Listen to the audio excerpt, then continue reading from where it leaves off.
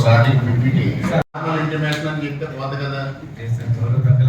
నిర్ణయం ఆశీర్ కూడా పెట్టినట్టున్నారు. మరియు సంబంధ దశలో చర్చించి నిర్ణయం తీసుకోవడానికి అని ఇచ్చారు. ఇక్కడ 16 సంవత్సరాలు కంప్లీట్ అయిపోయింది, 17 సంవత్సరం కూడా అయిపోవచ్చింది. ఎప్పుడు కూడా ఫస్ట్ గ్రాఫ్కి మీటింగ్ అనేది ఎప్పుడు పెట్టలేదు. ఆ పెట్టింది ఇప్పుడు మన గౌరవ అనుభవ శాసనసభ్యులు గారు చెప్పినట్టుగా ముందు పెడితే పర్వాలేదు.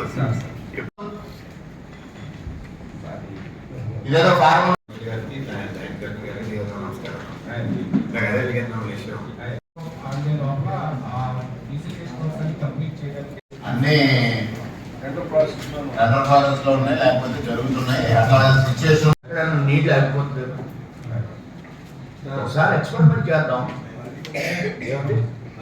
బ్యారేజ్ రిపేర్స్ కి 150 crores ఇచ్చారు. వర్క్ కంప్లీట్ అయిపోయిందండి.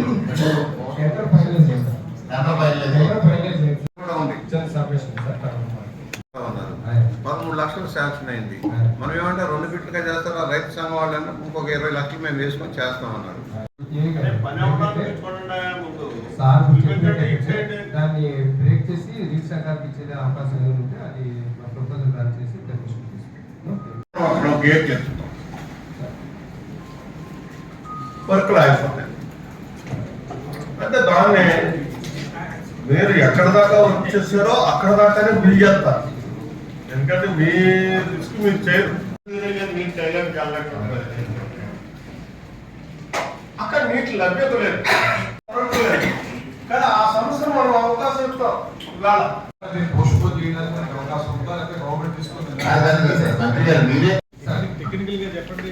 మనం 1 వీక్ 15 days మనం పోస్ట్పోన్ చేస్తే అంటే ఏదైతే పనులు చేస్తున్నామో పనులు కూడా కంప్లీట్ కాకపోవడం వల్ల వాటర్ ఫ్లో సజావుగా వెళ్ళడానికి అవకాశం కూడా లేదు. ఎక్కడ పనులు కూడా చేస్తున్నారు కాబట్టి అని మీరు ఇందులో ఎక్స్పర్ట్స్ కాబట్టి ఇరిగేషన్ లో మీరు చెప్పాలి. ఒక 15 రోజులు ఆగి మనం మొదలు పెట్టుకోవాలంటే ఒకసారి సీఎం గారితో మేము కలిసి మాట్లాడతాం. ఒక విషయం మంత్రి గారు, రీసీటింగ్ తో పాటు కొన్ని చోట్ల షట్టర్స్ రిపేర్ కూడా అట్లీస్ట్ మాకు 10 days కావాలి కదా. సీఎం గారు మనం కన్వీన్ చేయాలని పాయింట్స్ చెప్పాలి. అది కూడా స్కీమ్ కూడా ఒక 34,000 acres రాజధాని రాజధాని సీతానగరం అటుందా సార్. సూరపాలెం రిజర్వాయర్ ప్రాజెక్ట్ నుంచి 8,426 97,433 అది కొవ్వూరు, చాగలు, తాళ్ళపూడి, నెలగోలు, అప్లాండ్ ఏరియా అంతా గోపాలపూడి పరిస్థితి సార్. ఇది కాకుండా IDC స్కీమ్స్ కూడా ఉన్నాయి సార్. అందులో మనకి 20 నగరము తొలిగడ్డ పంపింగ్ స్కీమ్, తర్వాత రైతు ఇరిగేషన్.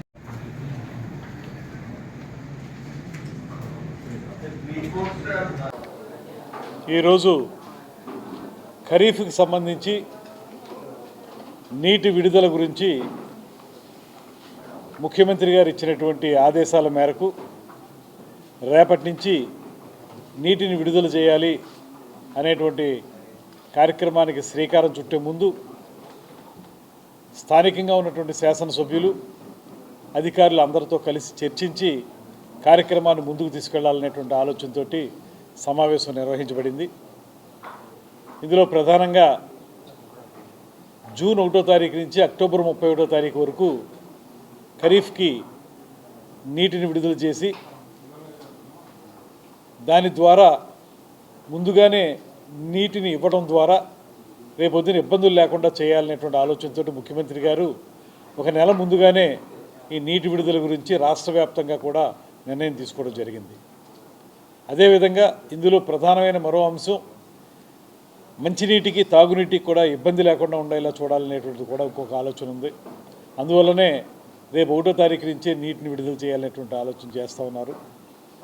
ఇక్కడ కొంత మన శాసనసభ్యులందరూ కూడా వారికి ఉన్నటువంటి అనుభవం దృష్ట్యా ఒక 15 రోజులు ఆగితే దీనివల్ల ఉపయోగం ఉంటుందనేటువంటి మాట చెప్పారు. దాని మీద మేము ఎస్సీ గారికి ఇతర అధికారులకి కూడా సాధ్యాసాధ్యాలని చర్చించి ఏ విధంగా చేస్తే బాగుంటుంది, ముఖ్యంగా ఏవైతే ఇప్పుడు డీసిల్టేషన్ పనులు కానీ ఇతరత్ర వీడ్ కంట్రోల్ పనులు కానీ చేస్తూ ఉన్నారో వాటిని 15 రోజుల లోపల కంప్లీట్ చేయగలుగుతారా లేదా అనేటువంటి అంశాన్ని తెలియజేయమని, దానివల్ల వాటర్ ఫ్లో సజావుగా ఉంటుందనేటువంటి మాటను కూడా వారికి చెప్పడం జరిగింది. వారు మరో గంటలోనూ 2 గంటల్లోనూ దాని రిపోర్ట్ కూడా ఇస్తారు. ఏదైనప్పటికీ కూడా ప్రధానంగా ఇప్పుడు మాత్రం రేపు 1వ తారీఖున వదిలేటువంటి నీరు 31 తారీఖున వదిలేటువంటి నీరు ఇది మొత్తం అన్ని ఆయకట్టలు కాకుండా గోదావరి బ్యారేజ్కి సంబంధించి ఉన్నటువంటి ఇటుపక్క ఉన్నటువంటి 84,000 ఎకరాలు, అదేవిధంగా అటుపక్క ఏలూరు డివిజన్ కింద వచ్చేటువంటి 45,000 ఎకరాలు, వీటికి సంబంధించినటువంటి ఆయకట్టకు సంబంధించే వదలాలని, తర్వాత ఇతరత్ర ఆయకట్టకు సంబంధించినవి 15 రోజులు 16 రోజుల తర్వాతే ఫేజ్డ్ మేనర్లో వదలాలని నిర్ణయం చేయడం జరిగింది. దాన్ని కూడా చూసి మంచినీటి కూడా ఎద్దడి లేకుండా ఉన్నట్లయితే రేపటి నుంచే వదిలేటువంటి కార్యక్రమాన్ని కూడా చేపట్టాలనేటువంటి ఆలోచన జరుగుతూ ఉంది. వీటితో పాటు ముఖ్యంగా ఇవాళ మనందరికీ కూడా ఈ ప్రాంతాన్ని ఒకప్పుడు కరువు కాటకాలతో ఉన్నటువంటి ఈ ప్రాంతాన్ని సస్యశ్యామలం చేసినటువంటి సరార్దర్ కాటన్ బ్యారేజ్ ఏదైతే ఉందో ఆ బ్యారేజ్ చాలా కాలంగా నిర్మించబడింది. గత ప్రభుత్వం ఆ బ్యారేజ్ యొక్క బాగోగులను ఏ రకంగానూ పట్టించుకునేటువంటి సందర్భాన్ని మనం చూసాం. ఇవాళ ప్రత్యేకించి ముఖ్యమంత్రి గారి శ్రద్ధ పెట్టి నీటిపారుదల రంగం మీద ఆయనకు ఉన్నటువంటి అమితమైనటువంటి అనుభవం దృష్ట్యా మొట్టమొదట ఈ బ్యారేజీని రిపేర్లు చేయాలి, తద్వారా రైతాంగానికి ఈ బ్యారేజ్ ద్వారా పూర్తి స్థాయిలో లాభం చేకూరాలనేటువంటి ఆలోచనతో నిధులు విడుదల చేసినందుకు మేమందరం కూడా గోదావరి జిల్లాలు 148 కోట్ల రూపాయలు విడుదల చేసినందుకు గోదావరి జిల్లాలకు చెందినటువంటి ప్రజాప్రతినిధులు మాత్రమే కాకుండా రైతాంగం అందరం కూడా ముఖ్యమంత్రి గారికి ప్రత్యేకమైనటువంటి ధన్యవాదాలు తెలియజేస్తూ ఉన్నాం. అదేవిధంగా 2 రోజుల క్రితం ఇక్కడికి విచ్చేసినటువంటి ఉప ముఖ్యమంత్రి పవన్ కళ్యాణ్ గారు ఈ ప్రాంతంలో నీటికి సంబంధించినటువంటి కాలుష్యాన్ని తగ్గించడానికి వీలుగా వారి పంచాయతీరాజ్ శాఖ అదేవిధంగా పొల్యూషన్ కంట్రోల్ బోర్డు తరఫున ఒక 100 కోట్ల రూపాయలు ఇవ్వాలనేటువంటి ఆలోచన ఏదైతే చేశారో దానికి కూడా వారికి ప్రత్యేకమైనటువంటి ధన్యవాదాలు తెలియజేస్తున్నాం. ఏదైనప్పటికీ కూడా ఆంధ్రప్రదేశ్లో ఈ ఉభయ గోదావరి జిల్లాలు, ఉమ్మడి ఉభయ గోదావరి జిల్లాలంటే అన్నపూర్ణని పేరు పొందినటువంటి జిల్లాలు. దీనికి ప్రధానమైన కారణం గోదావరి పరివాహక ప్రాంతంలో నీటి ఎద్దడి లేకుండా ఉండేటువంటి పరిస్థితుల వల్లే మనం పంట దిగుబడిని ఎక్కువగా తీసుకురాగలుగుతున్నాం. అటువంటి పంట దిగుబడి తీసుకొచ్చేటప్పుడు ఆరుగాలం శ్రమించినటువంటి రైతుకి ఒక పక్కన వరదలు, మరో పక్కన తుఫాన్ లాంటి ప్రకృతి వైపరీత్యాల వల్ల చాలా నష్టపోతున్నటువంటి సందర్భం కనబడుతూ ఉంది ప్రతి సంవత్సరం కూడా.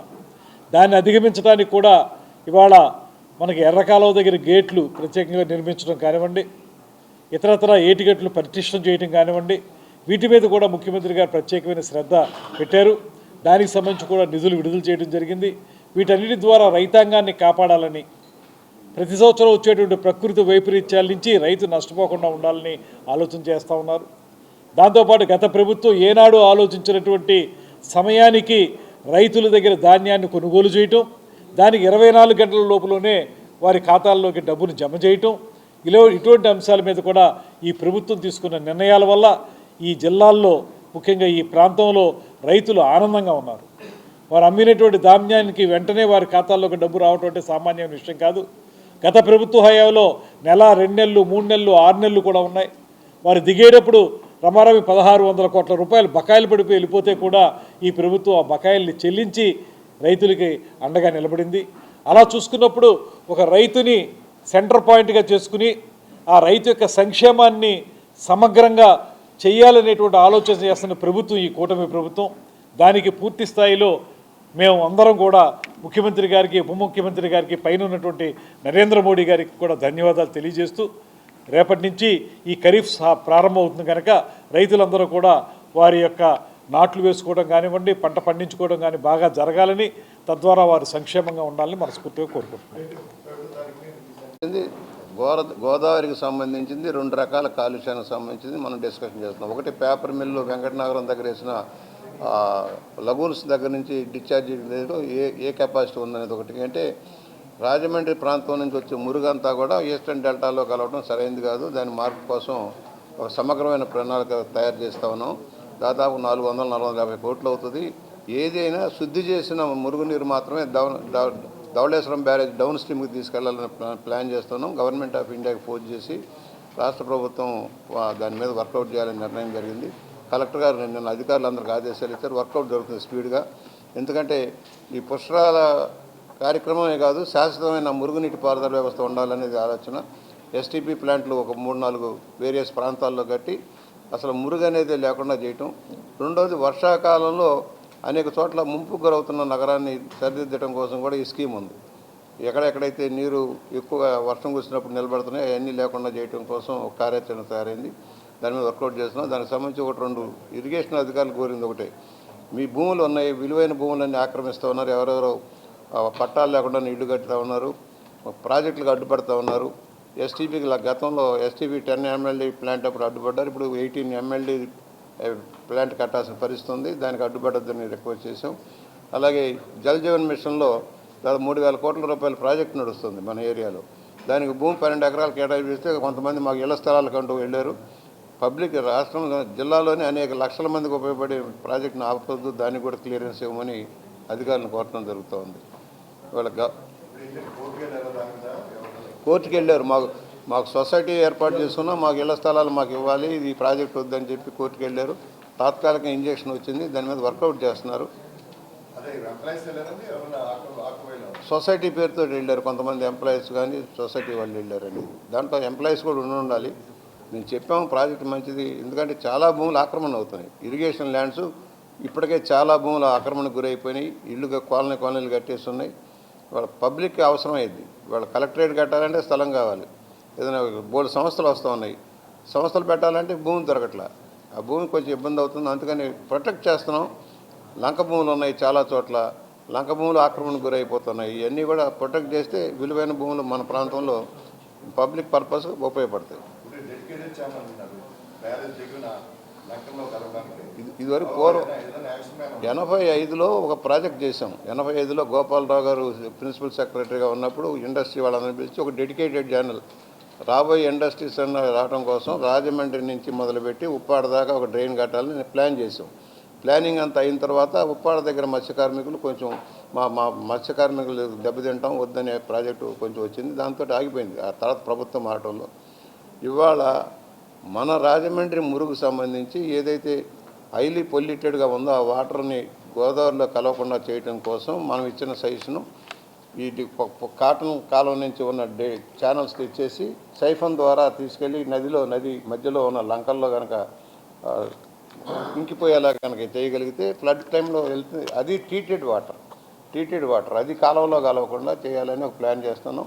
దుర్గేష్ గారు మేమంతా కూడా మాట్లాడాం, కలెక్టర్ గారు అంతా కూడా దాని మీద ఎక్సైజ్ జరుగుతుంది. మొన్న కూడా త్వరగా కేంద్రానికి పంపించాలని ఆలోచనలో ఉన్నాం. అట్లీస్ట్ ఇక్కడ దాకన్నా అసలు డెడికేటెడ్ ఛానల్ రావాలి. బరోడా ఛానల్ అనేది పెట్టారు గుజరాత్లో, దానివల్ల చాలా ఇండస్ట్రీస్ వచ్చాయి అక్కడ. మన దగ్గర కూడా ఒక డెడికేటెడ్ ఛానల్ అప్పుడు సముద్రం దాకా వెళ్ళాల్సిన అవసరం ఉంటుంది ఇన్ ఫ్యూచర్ కూడా. దాన్ని వర్కౌట్ చేస్తే ఏదైతే ఇండస్ట్రియల్ బెల్ట్ వస్తుంది, ADB road, railway track, Samarlakota, Vemagiri రోడ్ల మధ్యలో ఇండస్ట్రీ పెద్దాపురం నుంచి వచ్చే వాటన్నిటికీ అనుసంధానం కావాలంటే ఒక డెడికేటెడ్ ఛానల్ కావాలి. అది గతంలోనే ముఖ్యమంత్రి గారి దృష్టిలో పెట్టాం.